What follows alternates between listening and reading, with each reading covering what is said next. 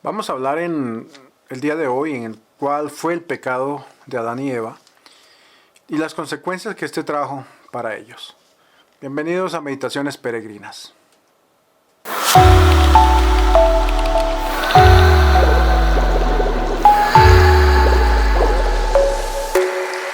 Faltar a la voluntad expresa de Dios. Ese fue el comienzo de una cadena de errores por medio de los cuales Adán y Eva terminaron siendo expulsados del paraíso. La tentación comenzó con la voz del instigador: seréis como dioses. Una promesa que los sedujo y que sigue seduciendo aún hoy al ser humano. Alcanzar una gloria cada vez mayor. ¿Hay algo malo en querer alcanzar a Dios? Por supuesto que no. De hecho, Dios se acerca al hombre para hacer que el hombre alcance esa visión de su gloria. El problema está cuando se quiere alcanzar la altura de Dios sin contar con Dios, sin contar con sus normas y con sus reglas. Y ese fue el error de los primeros padres. En este primer capítulo de la negra historia de la humanidad, que empieza ahora, vemos cómo tiene consecuencias universales. Aquí vemos representado y condensado todo el mal que ha habido y sigue habiendo en nuestra existencia. La tendencia al orgullo y a la autosuficiencia.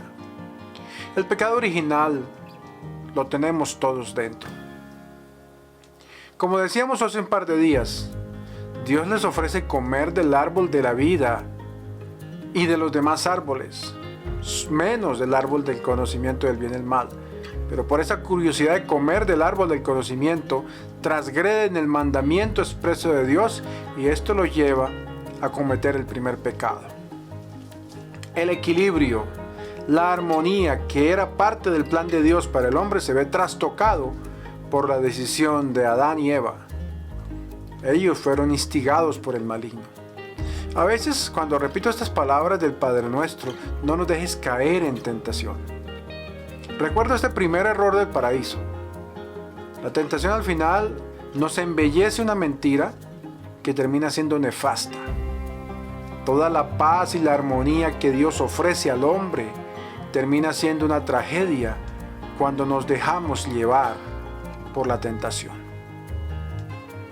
Los árboles del jardín del Edén nos hacen recordar otro árbol de otro jardín llamado el huerto de Getsemaní. A Jesucristo lo podemos ver como el nuevo Adán. Él se vio confrontado a los árboles de la vida y de la muerte, así como le tocó también a Adán y Eva. Aparta de mí este cáliz, que no se haga lo que yo quiero, sino lo que quieras tú, fue la respuesta de Jesús.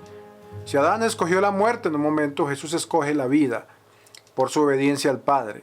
Y esa obediencia hace que la cruz, un árbol de muerte, se convierta en árbol de vida. La cruz del Señor es el árbol de vida donde empieza una nueva parte de la historia del hombre y de la redención. En el centro de la historia de los hombres está plantado el árbol de la cruz. La cruz es el árbol de la vida cuyo fruto de inmortalidad es la Eucaristía. Pero es también el verdadero árbol de la ciencia. Se alza en los momentos de encrucijada de la historia como un límite inquebrantable que nos recuerda que la alegría y la salvación brotan no de la negación, sino del reconocimiento de Dios. Nunca el hombre es más plenamente hombre.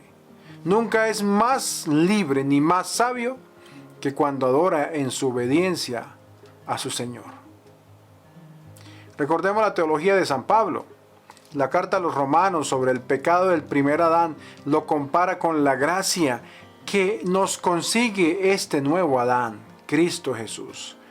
Donde abundó el pecado, sobreabundó la gracia, nos dice Pablo. En el Apocalipsis también, el último libro de la Biblia, se completa gozosamente ese ciclo que empezará en el primero, en el Génesis, con la victoria de Cristo sobre el mal. Y fue arrojado el gran dragón, la serpiente antigua, el llamado diablo, y Satanás, el seductor del mundo entero. Fue arrojado a la tierra y sus ángeles fueron arrojados con él.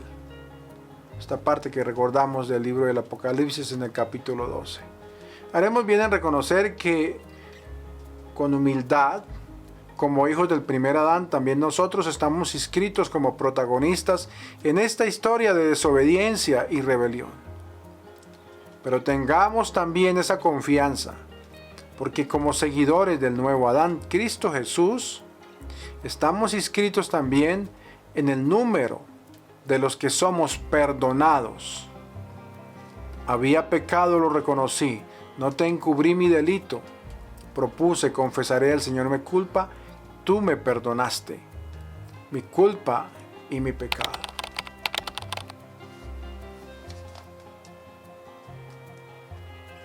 Protege, Señor, con amor continuo a tu pueblo de fe, para que al apoyarse en la sola esperanza de tu gracia del cielo, se sienta siempre fortalecido con tu protección.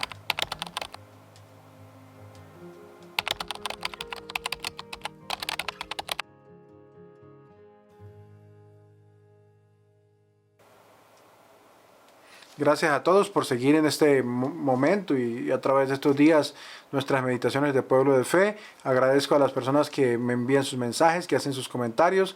Me disculpan que a veces no tengo el tiempo para contestarles, pero los llevo en mi corazón. Feliz día para todos.